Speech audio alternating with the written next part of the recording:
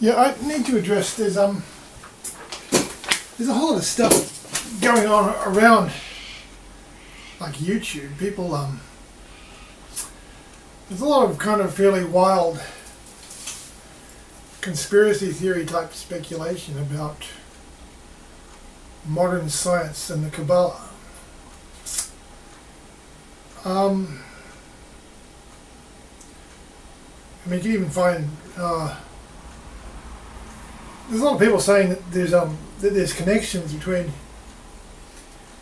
theories in modern science and Kabbalism. When it ought to be remarked that a lot of it seems, I mean, badly misinformed about modern science and badly informed about the Kabbalah. I mean, in short, the Kabbalah is a book of astrological mumbo jumbo that tries to say that the planets revolve about the Earth, and modern science contradicts that. I mean, since at least Galileo and the invention of the telescope, all that. Well, for millennia, people have argued that it's simple and obvious that the planets rotate about the Sun, simply arguing from the orbit of Venus and the orbit of Mercury.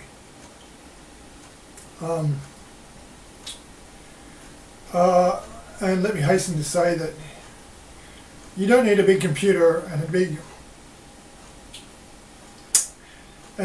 telescope to verify that the planets rotate about the Sun and not the Earth. I mean, just look at Venus or Mercury. You only see them in the early morning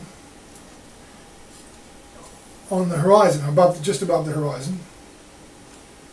You only see them in the evening or the morning, and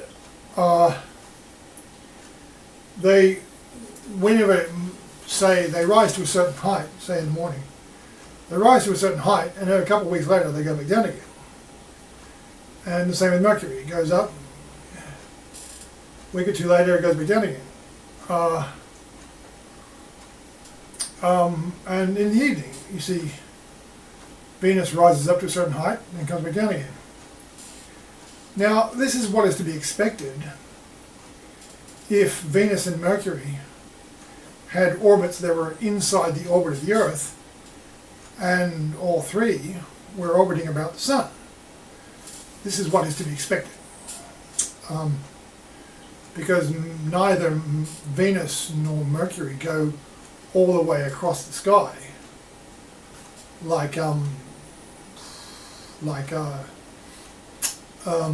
Jupiter and Saturn and Mars do. You never see Venus or Mercury above a certain height. Now,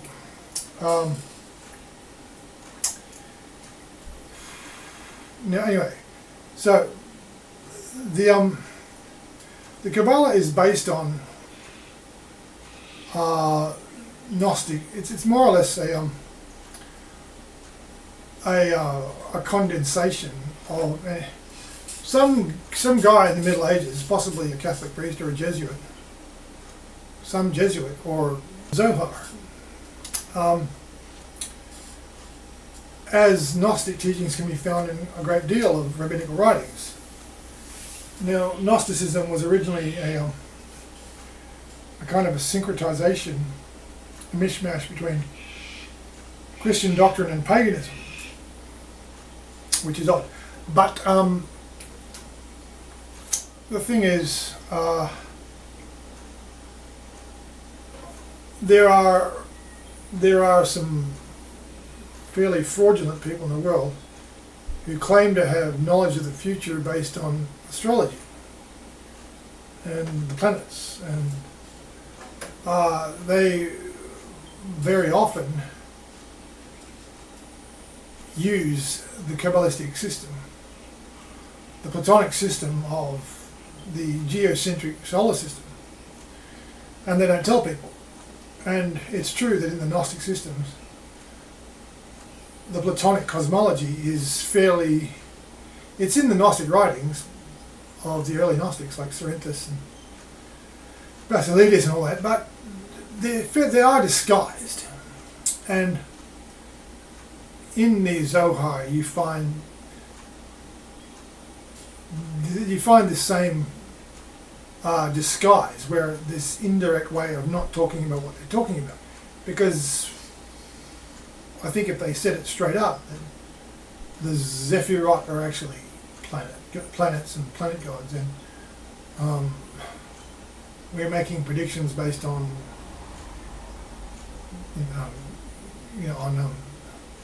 astrology, and all our doctrines are actually common pagan doctrines, which is something which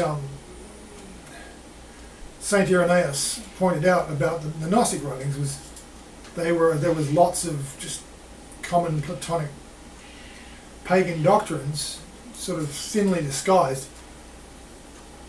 in the teachings of the Gnostics. Now, well, there was the 7 levels, and another guy invented 8 levels to include the Stellosphere, and in the Zohar there's 10 levels, which is the 7 planet gods from the geocentric point of view, and some more. And it's debatable why they included those. But anyway, you see basically the same thing. Platonic cosmology and included with lots of other pagan doctrines, like the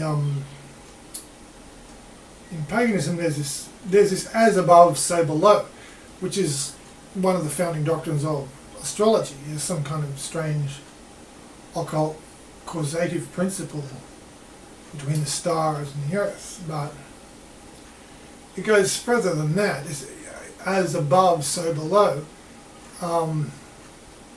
So pagans expect to see some kind of congruences or some kind of synchronicities. You see, like like that guy who pointed out that the Great Pyramids of Giza are basically a map of Orion's belt. This is the kind of thinking, and if you follow that reasoning, you can actually find where other stars are in the heavens, and you can map them to lost archaeological sites in the sands of Egypt. But as above, so below. Now, it goes even further, where you have the concept of the Zephirot, and there's this famous diagram of the Zephirot, which is, and they're mapped at points of the human body, and there's this sort of kind of polygonal design, which points out the where the Zephyrots from the heavens map to the human body. Now that is, so the human body is a map of the cosmos. So, well, it's sort of like pagan medicine. You say the planets do not only influence the earth, they influence the body. And there's an entirely analogous but different form in Hinduism with the chakras. You see, the chakras start at the anus, I think, or whatever, and they go up the spine to the top of the head. And there's so many chakras corresponding to levels or planet gods, you see. And so that's the Hindu Indian version of the doctrine of as above, so below. Like the human body is a map of the cosmos, but it's a different map. So well, I mean, Hinduism says there's the chakras in a row up the spine, and the Kabbalah says there's one here, and a kind of a polygon. And so they disagree, and someone isn't telling the truth, if at all. Now, okay, so yeah, the Kabbalah. I mean, what's obvious to anyone who's read the writings of the Gnostics is that the Kabbalah has just been taken straight out of it, and they haven't even bothered to change the names. They've even kept a lot of the Greekoids. A lot of the names were kind of Greekoid. They weren't actual. They were sort of Pidgin Greek or something. Like even Iron Sof, which is sounds like a mishmash between Hebrew and Greek. But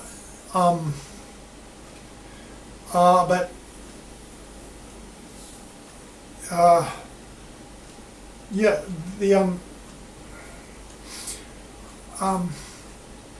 so the point is, the Kabbalah is Gnostic and therefore Platonic cosmology, therefore astrology, Babylonian astrology. Now,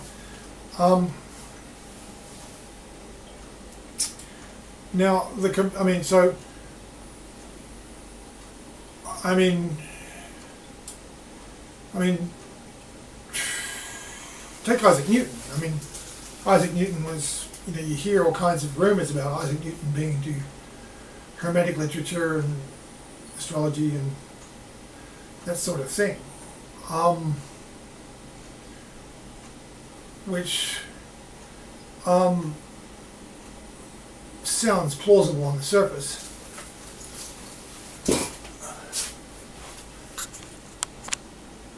I'm trying to say that Isaac Newton, for example, was a Kabbalist or something.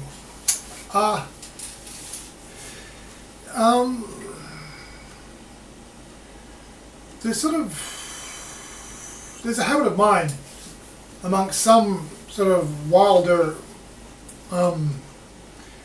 internet conspiracy theory types. Well, not only that, it's amongst anyone who's just trying to clutch at straws. I mean, some people are trying to clutch at straws and trying to associate their debunked, hopeless philosophy with somebody famous as some kind of desperate way to convince sort of uneducated people that they have some kind of credibility. A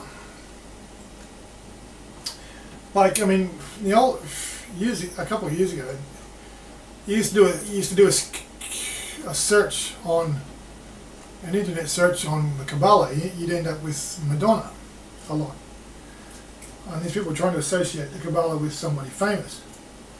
Now, Isaac Newton.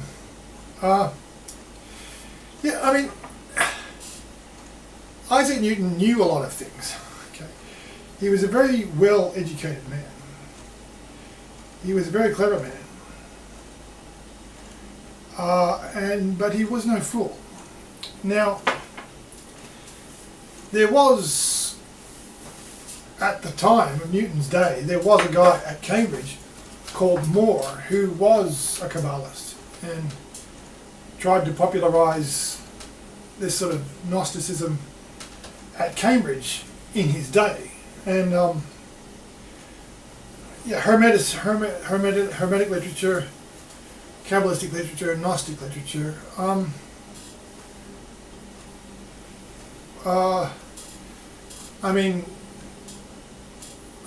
Newton read an astonishing amount of writings of ancient history because he was quite a good Latin scholar. And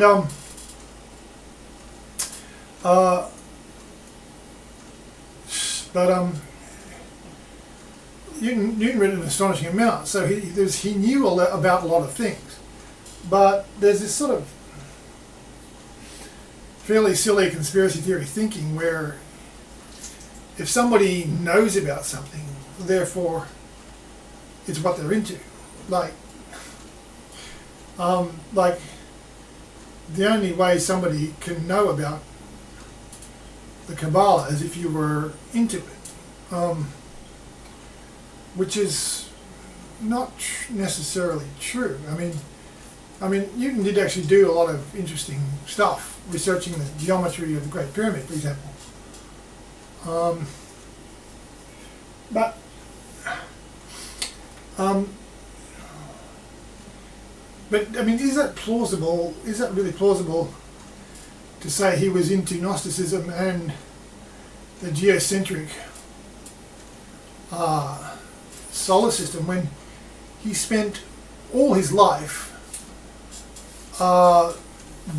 denying the advancing the heliocentric cosmos solar system and denying the geocentric one? I mean, that's basically the fundamental raison d'etre of the Principia Mathematica. Newton shows with his calculus and his theory of gravity that the motion of the planets, their elliptical orbits, all the motions of the heavenly bodies can be shown to be elliptical or almost circular orbits about the sun. And this was the underlying thesis of his Principia Mathematica, his most important work, and his life's work, and his life's mission. Now, if he was into some kind of astrological system that said that the Earth was the centre of the universe, why did he spend his whole life saying the contrary? Now, I mean, now it's a similar thing with the thing you hear about Albert Einstein being a Kabbalist.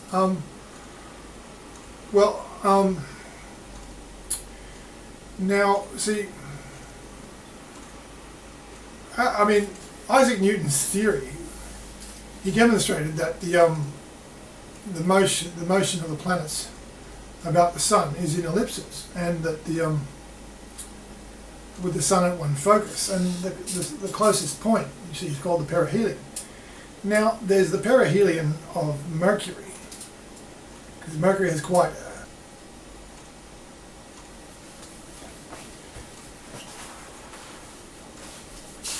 the orbit of Mercury. You see, the perihelion of Mercury. When the Earth is basically side on to the long axis of Mercury's orbit, when Mercury reaches its perihelion, that's as high as Mercury will rise on the horizon as seen from the Earth. So this is the highest point to which it rises. It can rise higher in a different cycle, but not lower. We're talking about the turning point of its trajectory. Now,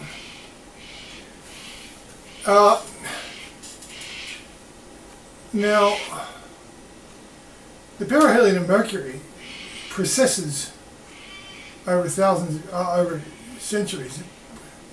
The perihelion, which is the point of closest approach, actually shifts slowly about the sun with respect to the fixed stars. And this precession, see, this precession happens to all the planets, but as calculated by Newton's theory, there's a small difference between, there's a tiny difference between the rate of precession of the perihelion, and as calculated by Newton, and the one that's observed. Now, this sort of thing, yeah, it isn't unusual, because I mean it was used by astronomers. This discrepancy was used by astronomers to discover previously unknown planets like Uranus and Neptune and Pluto. because they concluded that there was an invisible planet perturbing the orbit.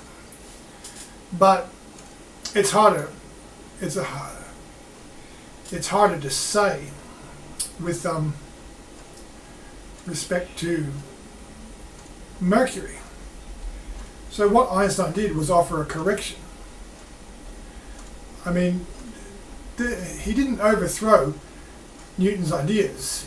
They're basically the same ideas. He said the same thing. The orbit of Mercury about the Sun is an ellipse, like in Newton's theory, but he just offered a small correction to try to explain this tiny discrepancy between Newton's prediction and the observed light. Now, this is held up to be a proof of general relativity.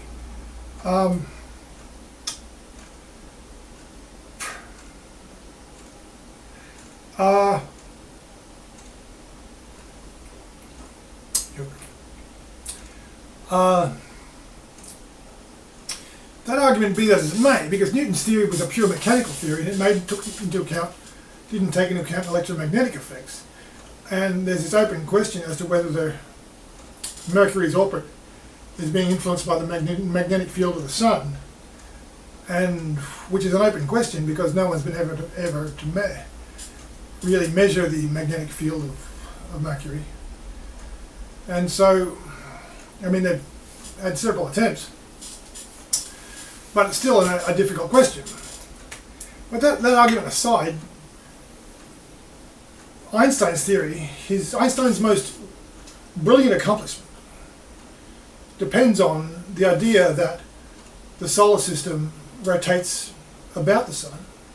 The planets in the solar system rotate about the Sun, and they move in ellipses, and the Sun is the center of the solar system. Now, similarly with Newton, Einstein cannot have been a Kabbalist. He cannot have been an astrologer. Now,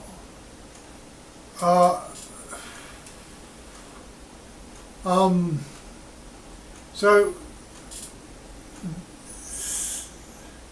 I mean, this idea that modern science was influenced by the Kabbalah is, it's pretty thin and desperate, because the Kabbalah and modern science have almost nothing to do with each other. And,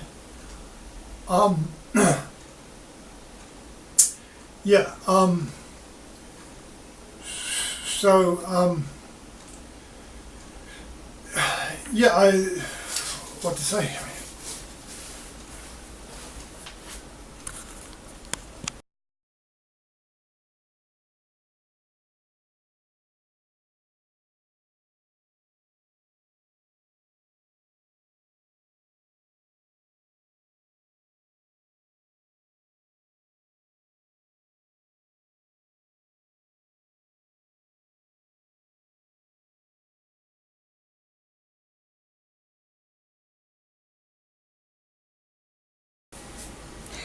Yeah, well, with Albert Einstein, you see,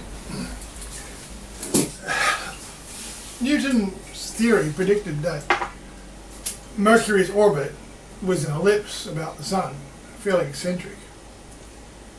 Now, there is the matter of the perihelion, which is the point of closest approach. Now, at certain times of the year, when the orbit of Mercury is visible above the horizon, you can see Mercury reach its highest point and then go back down again. And the perihelion of Mercury is, if you're the Earth's